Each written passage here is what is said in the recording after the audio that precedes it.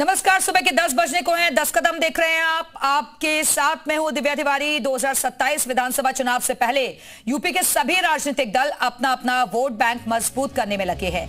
खासतौर पर सभी दलों की नजर यूपी की सबसे बड़ी आबादी यानी पिछड़े वर्ग के वोटर पर है। सभी अपनी अपनी रणनीति और अपने अपने प्लान से ओबीसी वोटर्स को लुभाने में जुटे हैं। कोई बूथ स्तर पर ओबीसी वोट बैंक को जोड़ने का काम कर रहा है, तो कोई पार्टी में पिछड़े वर्ग की हिस्सेदारी बढ़ाकर पैठ बनाने की कोशिश कर रहा है।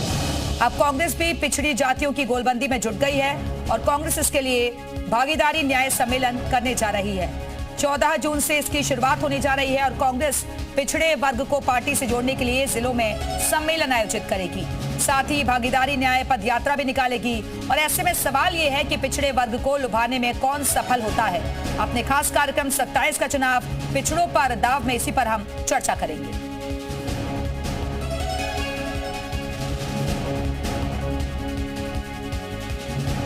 और अब आइए इसी मुद्दे पर चर्चा करने के लिए इस वक्त खास मेहमान भी हमारे साथ जुड़ गए हैं। बीजेपी प्रवक्ता आलोक वर्मा जी हमारे साथ मौजूद हैं। समाजवादी पार्टी प्रवक्ता विनय सिंह हमारे साथ जुड़े हुए हैं और अब से थोड़ी देर में कांग्रेस प्रवक्ता भी जुड़ेंगे, उनका भी हम रुख करेंगे। लेकिन सबसे पहले लखनऊ चलते हैं। मयूर शुक्ला हमारे सहयोगी हमारे साथ जुड़ गए हैं। मयूर, क्योंकि पिछड़ों को साधने के लिए हर तरीके से कवायद की जा रही है, अब कांग्रेस ने भी इसके लिए सम्मेलन की शुरुआत कर दी है। 14 तारीख से शुरुआत होने जा रही है। देखिए, इस बात को समझना होगा कि उत्तर प्रदेश की अगर आबादी के लिहाज से बात करें तो 53 से 54% जो आबादी है वो ओबीसी वर्ग की है। और ओबीसी वर्ग की कुछ जातियों को छोड़ दें तो ज़्यादातर उस पर भारतीय जनता पार्टी के साथ वो रहने वाली जो जातियां हैं, अब उन पर कहीं ना कहीं अपना दांव पेश करना चाहती है कांग्रेस पार्टी। और समाजवादी पार्टी भी इसको लेकर गोलाबंदी कर रही है। तो हालांकि कांग्रेस पार्टी अब जो यात्राएं चलाने जा रही है, इसके तहत तरह तरह के कार्यक्रम होंगे। खासतौर पर ओबीसी वर्ग को अपना बनाने का प्रयास किया जाएगा। 14 जून से इसकी शुरुआत होगी और 14 जुलाई तक तमाम सारे कार्यक्रम होंगे। इसमें स्कूल, कॉलेज, यूनिवर्सिटी में भी कार्यक्रम होंगे। युवाओं की भागीदारी भी इसमें तय की जाएगी। इसी के साथ जहां पर ओबीसी वर्ग की जिन ग्रामीण क्षेत्रों में या फिर जिन ब्लॉक्स में, जिन शहरों में ज़्यादा आबादी जिन क्षेत्र में है, वहां पर जाके तमाम सारे कार्यक्रम किए जाएंगे। अलग अलग जातियों के सम्मेलन, जैसे कि इसके पहले विधानसभा चुनाव में हमने देखा कि भारतीय जनता पार्टी ने ओबीसी वर्ग के अलग अलग जातियों के साथ जो सम्मेलन किया था, उसी तर्ज पे अब कांग्रेस पार्टी भी अलग अलग जातियों को लेकर सम्मेलन करेगी। इसी के साथ लोगों के बीच जागरूक करेगी उनको जाकर इस बात को लेकर कि जो प्राइवेटाइजेशन हो रहा है, चाहे वो बिजली के निजीकरण को लेकर हो या फिर अन्य विभाग में जो अगर प्राइवेटाइजेशन होगा तो आरक्षण कहीं ना कहीं छिन जाएगा ओबीसी वर्ग से। ये भी उन्हें समझाने का प्रयास कांग्रेस पार्टी करेगी। तो हालांकि अभी चुनाव में काफी समय है, पंचायत चुनाव है, तो उससे पहले इस तरीके के ओबीसी वर्ग क्योंकि बड़ा मायने रखता है उत्तर प्रदेश में पंचायत चुनाव में, तो उससे पहले कांग्रेस पार्टी जो भी अपनी ताकत है वो झोंक के अपनी ताकत को एक बार आजमाना चाहेगी कि वो किस लेवल पर इस वक्त उत्तर प्रदेश में खड़े हैं। क्योंकि कांग्रेस पार्टी जो आगामी विधानसभा चुनाव है उत्तर प्रदेश का, उसमें जो टिकट बंटवारा करेगी वो भी इसी लिहाज से करेगी कि आपने बूथ स्तर पर कितना अच्छा काम किया है, अपनी अपनी जातियों को कितना आपने जोड़ा है, और जो अलग अलग वर्ग विशेष के लोग हैं उन्होंने पंचायत चुनाव में कितना अच्छा काम किया है, उसके आधार पर टिकट बंटवारा भी होगा। तो ये कहीं ना कहीं अपना सेल्फ टेस्ट की तरीके से कांग्रेस पार्टी, बिल्कुल, तो सेल्फ टेस्ट की एक तरीके से तैयारी है। मयूर, आप बने रहेगा, वापस आएंगे आपके पास। आलोक वर्मा जी, अब चर्चा की शुरुआत में आपके साथ ही करती हूँ, क्योंकि आप लोग ये दावा करते हैं कि पिछड़ों का जो बड़ा वर्ग है आपके साथ जुड़ा हुआ है और आपको इसका फायदा भी लगातार होता रहा है। लेकिन अब गोलबंदी की तैयारी में कांग्रेस पार्टी भी है, भागीदारी न्याय सम्मेलन आयोजित करने जा रही है। कोई गोलबंदी की तैयारी नहीं है, दरअसल उनका अपना युद्ध है। समाजवादी पार्टी या किसी से जब कांग्रेस गठबंधन करेगी तो उसे लगता है कि कुछ इस तरीके की कुछ कवायद करेंगे तो शायद कुछ सीटें हमको ज्यादा मिल जाए। और मुझे लगता है, और आप भी महसूस करती होंगी, पत्रकारिता में आपने देखा होगा कि किसी भी संगठन को, किसी भी राजनीतिक दल को खड़ा होने के लिए पहले तो नेता की दरकार होती है। दूसरी जो जरूरत होती है, अगर आपने सिलसिलेवार काम किया है, जमीन पर काम किया है, लोगों से आप मिले हैं, आपने संगठन खड़ा किया है, तब आप किसी राजनीतिक दल के भविष्य के बारे में सोच सकते हैं। तो मुझे लगता है कि कांग्रेस का गठबंधन कहीं उत्तर प्रदेश में मुझे तो दिखाई नहीं पड़ता। माफ कीजिएगा, उनका जो संगठन है वो मुझे कहीं दिखाई नहीं पड़ता। किसी भी इलाके में चले जाइए, पूरब से पश्चिम तक, उत्तर से दक्षिण तक, चंद नेता बचे हैं पुराने समय में, वो भी अपना दिल गिन रहे हैं। कुछ रास्ता निकल आए। और मुझे लगता है कि कांग्रेस में नेता कौन है ये तो मुझे नहीं लगता कि आप उत्तर प्रदेश में किसी नेता का नाम गिना पाएंगे। राहुल गांधी के ऊपर कितना देश का भरोसा है मुझे बताने की जरूरत नहीं है। लगातार कई इलेक्शन इस देश में हो चुके हैं 2014 के बाद से। अगर केंद्र की बात करें, पूरे देश की बात करें, तो भारतीय जनता पार्टी बेहतर तरीके से करती रही है। उत्तर प्रदेश में भी जिस तरीके से हालात हमने बदले हैं, सड़क पानी बिजली की जो जरूरत थी उत्तर प्रदेश में, उस पर हमने चिंतन किया है। आज हालात पूरी तरीके से बदले हैं। हम गांव में चले जाइए, शहरों में चले जाइए, क्राइम पे बहुत कुछ। ठीक है विनय जी सुना आपने, वो कह रहे हैं कि ये जो रणनीति तैयार की जा रही है विपक्ष की तरफ से, एक तो कोई नेता नहीं है और दूसरा ये काम नहीं आने वाली है क्योंकि पिछड़ा वर्ग तो बीजेपी के साथ ही है, हमने बहुत काम किया है।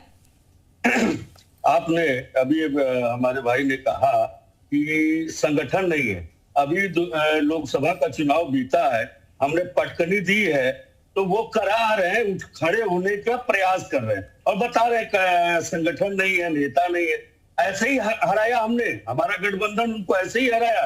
और पिछड़े समाज की जहां तक बात है, पिछड़े समाज को तो कल्याण सिंह जी ने भी कहा था कि आदरणीय कल्याण सिंह जी ने कहा था कि भारतीय जनता पार्टी पिछड़ों के साथ न्याय नहीं कर सकती है, वो पिछड़ों को बराबर दबाने का प्रयास करती है। ये तो माननीय कल्याण सिंह के स्टेटमेंट है भारतीय जनता पार्टी के लिए, और इसमें कोई दो राय नहीं है। भारतीय जनता पार्टी जो है पिछड़ा, दलित, अल्पसंख्यक, शोषित, वंचित, इन सब के खिलाफ जो है बराबर प्रदेश के अंदर जो है उनका शोषण करती विनय जी, लेकिन है। उत्तर प्रदेश में तो आपका गठबंधन ही मजबूत नहीं दिख रहा ना। कांग्रेस तो कह रही है कि हम ही अलग सीटों पर चुनाव लड़ेंगे, वो अलग बातें कर रही है, आप लोग अलग बातें कर रहे हैं। ये गठबंधन आगे चलेगा भी? आप इसी उत्तर प्रदेश में है ना, तो आपको गठबंधन पिछला दिखा नहीं। इन्होंने कहा कि संगठन ही नहीं है, कहा संगठन है, तो अभी तो हारे हैं ना, इसी गठबंधन से हारे हैं। और आगे चल के आने दीजिए विधानसभा चुनाव, इसी गठबंधन से हारेंगे, उसमें कौन से। और आपको नहीं दिख रहा है किस तरीके से पिछड़ा, दलित, अल्पसंख्यक, शोषित, वंचित जितने भी उत्तर प्रदेश में है, सबके अधिकारों को छीना जा रहा है। नौकरियों को ठेकेदारी प्रथा पे दिया जा रहा है, जहां पर उन्हें 40,000 50,000 तनख्वाह। आलोक वर्मा जी, बड़ा आरोप लग रहा है आप पर, अधिकारों को छीना जा रहा है। तो उत्तर प्रदेश के लोगों से आप पूछिए, शायद वो जनता के बीच में जाते तो उन्हें पता चलता कि क्यों भारतीय जनता पार्टी कोई भी चुनाव होता है, चाहे वो लोकसभा का हो चाहे विधानसभा का हो, बेहतर प्रदर्शन आमतौर पर करती रही है। ये अलग बात है किसी एक इलेक्शन में दिल्ली के भाग से छीका टूट गया, तो उनको खुश होने का बिल्कुल मौका मिलना चाहिए, वो खुश हो सकते हैं। लेकिन उसके बाद के जो इलेक्शन है उसके पर भी जरा गौर कर लें। कुछ चुनाव भी उत्तर प्रदेश में हुए थे लोकसभा के बाद, क्या उसका नतीजा निकला वो अच्छे तरीके से जानते हैं। तो मुझे लगता है कि थोड़ा सा खुश होने को लोकसभा के एक नतीजे से, जो गफलत का नतीजा था, जो हमारी गफलत का नतीजा था और झूठ फैलाने का नतीजा था, मुझे लगता है कि वो सारा झूठ जो है, जब जनसंख्या गणना की बात आई उसमें ये भी साफ साफ मोदी जी ने कह दिया, वो तो ये भी झूठ फैला रहे थे कि मोदी जी जनगणना नहीं कराएंगे, और जनगणना कराएंगे तो जाति के हिसाब से जनगणना नहीं होगी, उसका भी ऐलान बाकायदा हो चुका है। तो मुझे लगता है कि जो झूठ फैलाने की उनकी सारी मशीनरी थी वो ध्वस्त हो चुकी है। आलोक जी, विनय जी मुस्कुरा रहे हैं आपकी बातों पर, भाई उन्हें यकीन नहीं हो रहा, मुस्कुरा रहे हैं वो। भैया उनको यकीन कराने की हमको क्या जरूरत है, हमको तो उत्तर प्रदेश की जनता को यकीन कराने की जरूरत है। और उत्तर प्रदेश की जनता को हमारे ऊपर यकीन है। जिस तरीके से 2017 के बाद हालात बदले हैं, जिस तरीके से उत्तर प्रदेश कई भागों में विखंडित था और किसी अलग अलग इलाकों में अलग अलग माफियाओं का राज था, उत्तर प्रदेश ने वो समय भी देखा है और उत्तर प्रदेश ने पिछला कुछ समय भी देखा है, योगी जी का समय भी देखा है कि किस तरीके से हमने हालात बदले हैं। सड़क पानी बिजली पर किस तरीके के हालात बदले ये भी हमने देखा है। आप तो पूर्वांचल की बात कीजिए, दिमागी बुखार उस इलाके में था, एंसेफ्लाइटिस एक महामारी का रूप लेता था, हर बरसात में वहां सैकड़ों बच्चे मरते थे। आज हालात क्या है, आज तकरीबन वहां हमने दिमागी बुखार पे काबू पा लिया। कैसे काबू पा लिया? आप कह रहे हैं कि बदला हुआ उत्तर प्रदेश अब लोगों को दिखाई देता है। ठीक है, वापस आएंगे आलोक जी, आप बने रहेगा। और कांग्रेस प्रवक्ता अनिल शर्मा जी भी इस वक्त हमारे से जुड़ गए हैं। अनिल जी, बहुत स्वागत है आपका। अनिल जी, ये जो भागीदारी न्याय सम्मेलन आप लोग आयोजित करने जा रहे हैं, बीजेपी ये कह रही है कि इसका कोई फायदा नहीं होगा। आप कितने भी सम्मेलन कर लीजिए, कोई भी रणनीति बना लीजिए।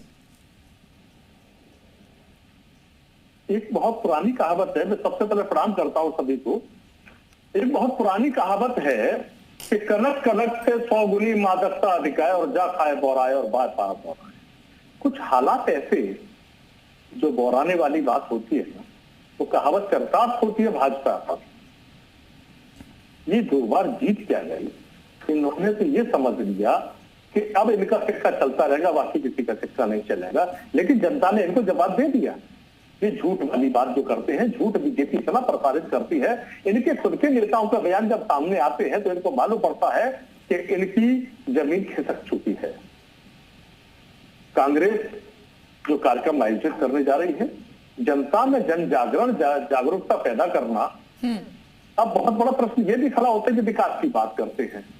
जब 2017 में सरकार बनी योगी जी की, उस वक्त इनका सबसे बड़ा एजेंडा ये था कि हमने उत्तर प्रदेश में किसी भी मुसलमान को टिकट नहीं दी और हमने मुसलमानों पर भरोसा नहीं, मुसलमान गद्दार होते हैं, ये भरे मंचों से इनके नेताओं ने कहा। लेकिन सबसे पहले उत्तर प्रदेश की जनता के साथ पहला धोखा किया मोहसिन रजा जी को वक्फ बोर्ड का मिनिस्टर। दूसरी, सरकार बनते ही 30 जून तक सारी सड़कें गड्ढा मुक्त। कितनी सड़कें गड्ढा मुक्त हुई है? जरा गली गलियारों पे निकल कर देख लीजिए, सड़कों पर निकल कर देख लीजिए। स्थिति वो है कि अगर खा पी कर भी अगर निकल गए तो पेट खराब हो। ठीक है, आलोक जी बड़ा आरोप लगा रहे हैं, वो कह रहे हैं जुमलों वाली सरकार है, आपकी काम कुछ नहीं किया है। तो उनको कहना है, हमारे विरोधी साथी हैं तो कुछ ना कुछ तो उनको कहना है। लेकिन मजे की बात यह है कि जब जनता के बीच में जाते हैं तो ये सारी बातें नहीं कह पाते, क्योंकि जनता तो देख रही है ना। बहुत बड़ी गलतफहमी था भाजपा के प्रवक्ता महोदय। जनता जब आपको नकारना शुरू कर दिया है तो ये समझ लीजिए कि बस अब झोला लेकर चलने का वक्त, जो मोदी जी कहते हैं ना, झोला लेकर चलने का वक्त आ गया है। अरे मैं कह रहा हूँ ना, खुशफहमी में रहने में कोई दिक्कत नहीं है।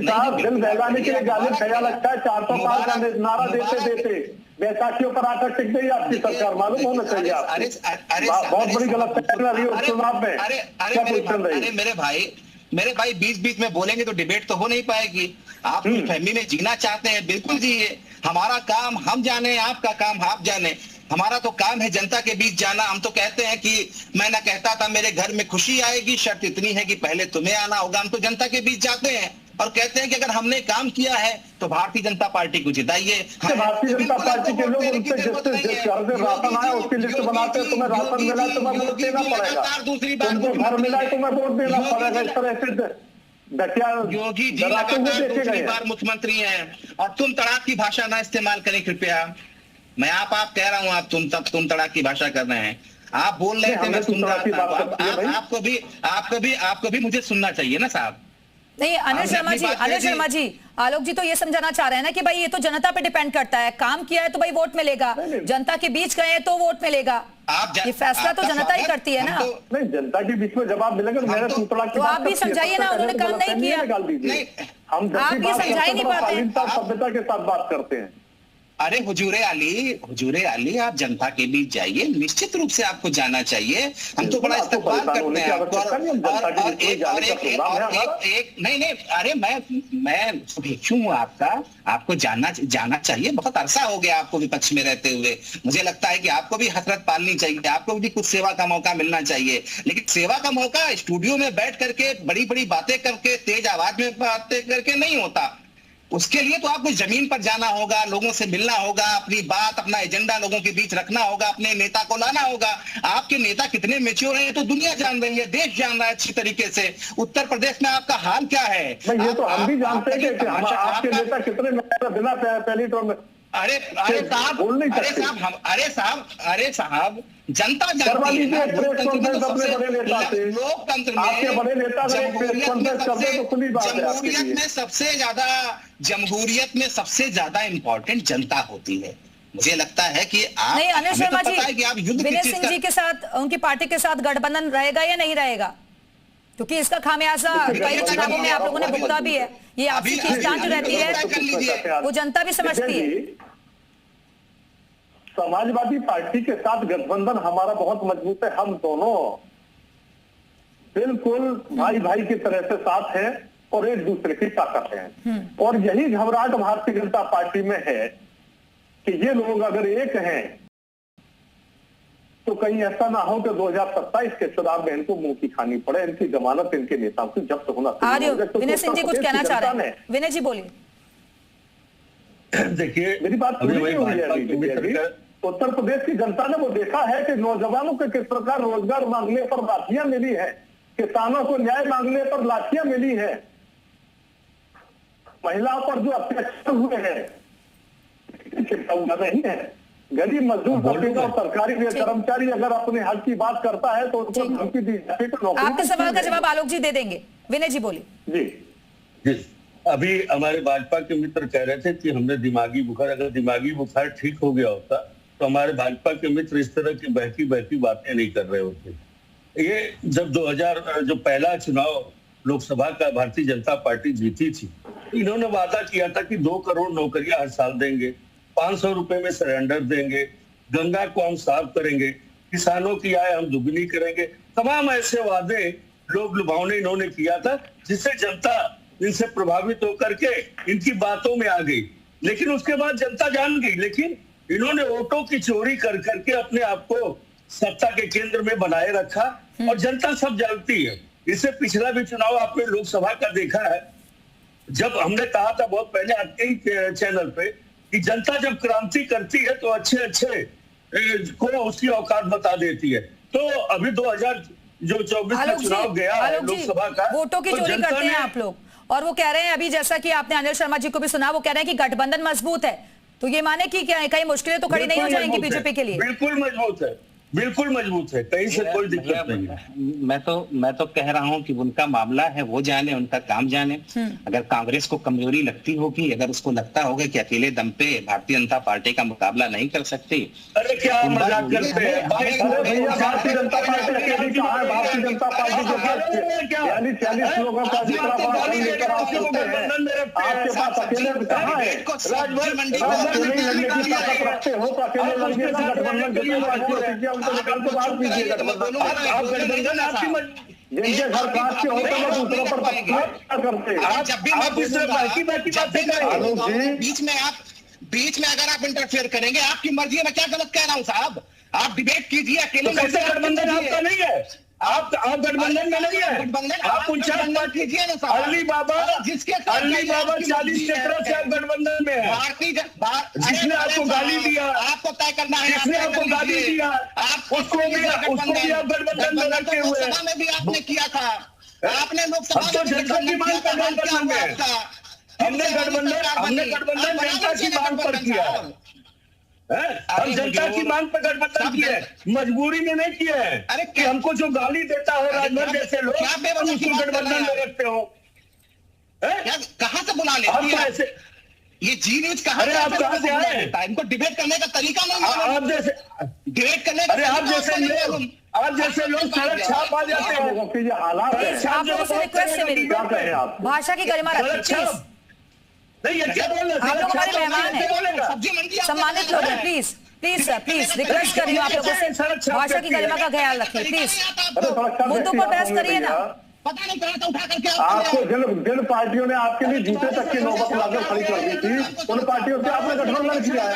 अपने बारे में सोचो। हम सड़क पर ही रहना चाहते हैं। सड़क छाप आदमी। भारतीय जनता पार्टी का हर कार्यकर्ता सड़क पर रहना विनय जी प्लीज आप भाषा का ख्याल रखिए। विनय जी करना चाहते हैं, आपकी मर्जी है, लेकिन मुझे लगता है कि डिबेट करने का एक तरीका होता है। आपने अपनी बात कही, मेरी बात भी सुनिए, और मैं अगर आपके बीच में बोलता हूँ, झूठ बोलोगे, ये आप डिसाइड करेंगे। तुम डिसाइड करोगे झूठ बोलना हो कि सच बोलना हो? तुम बताओगे, तुम्हारी औकात तो बताओगे। तू तड़ाक मत करिए please. Alok ji Vinay ji please, तू तड़ाक नहीं सर प्लीज। गजब बात कर रहे हैं। अरे आप सुनिए ना भाई, हमें जो टोकना होगा इनका टोकेंगे, यही तो तरीका। आपने अपनी बारी में बोलिए ना प्लीज, ऐसे तू तड़ाक नहीं, लड़ाई झगड़ा नहीं। अरे संस्कार में थोड़ा, मेरी बात पूरी पार्टी के संस्कार में नहीं। अरे साहब मैं बहुत संस्कारी हूँ और मैं बड़ा पूरी पार्टी नहीं संस्कारी है। आपका भी मेरी बात सुन लीजिए, फिर आप बीच में बोल रहे हैं साहब, आप फिर बीच में बोल रहे हैं। आप अपनी बारी आई, आपको बोलना हो तो आप बोल लीजिए, मैं चुप हो जाता हूँ। तो सुन तो लीजिए, धीरे जैसे लोग इनकी पार्टी में संस्कार बताते हैं, धाकड़ जैसे लोग इनकी पार्टी में और संस्कार बताते हैं। फिर बेवजह की बात आप कर रहे हैं, फिर बेवजह की बात कर रहे हैं। और बताएं क्या, भाजपा में अभी अपनी बात बताने को तो उसका जो आपको बहुत कुछ बता दूंगा मैं। उत्तराखंड में आईना मत देखिए, ऐसे लोग इनकी पार्टी में और संस्कार बताते हैं। आप डिबेट कर रहे हैं, डिबेट करके आप बेवजह की बात कर रहे हैं। अगर बात की जाए, इनके प्रवक्ता हमारे जिला देखिए एंकर महोदय अगर इस तरीके से अगर बहस करेंगे तो मैं चला जाऊंगा। ये इनकी भाषा की मर्यादा अरे अपनी अपनी बारी में बोलिए ना आप लोग, और निजी हमले क्यों कर रहे हैं? प्लीज सर, इनसे कहिए कि अपने मुद्दे पे अपनी बात रख लें, उसके बाद ये चुप हो जाएंगे तब मैं अपनी बात रख लूंगा। ठीक है, बारी बारी से बोलिए। देखिए मैं कांग्रेस के साथी का और समाजवादी पार्टी के जो हमारे साथी हैं बहुत बहुत उनका सम्मान करता हूं, लेकिन एक तरीका होता है, मर्यादा ये होती है कि आप अपनी बात कहिए, फिर मैं अपनी बात कह रहा हूं। देखिए उनको जिससे गठबंधन करना हो उनका अधिकार है। कांग्रेस समाजवादी पार्टी से गठबंधन करे, किसी और दल से गठबंधन करे, उनकी मर्जी है, उनको जाना चाहिए जनता के बीच में। और निश्चित रूप से विपक्ष का ये दायित्व है कि अपनी बात जनता के सामने रखे। जहां तक भारतीय जनता पार्टी का सवाल है, भारतीय जनता पार्टी जनता के बीच में रहती है, जनता को सुनती है और जनता की जो इच्छा है उसे पूरी करने की कोशिश करती है, चाहे वो क्राइम का मसला हो, चाहे जीवन जीने का मसला हो। सड़क पानी बिजली की जो दशा उत्तर प्रदेश में थी वो हमने बदली है, नहीं बदली है तो हम जनता से पूछेंगे ना साहब। ठीक है, आपसे हम क्यों पूछेंगे साहब? ठीक है विनय जी, वो कह रहे हैं कि जनता ही तय करेगी ना।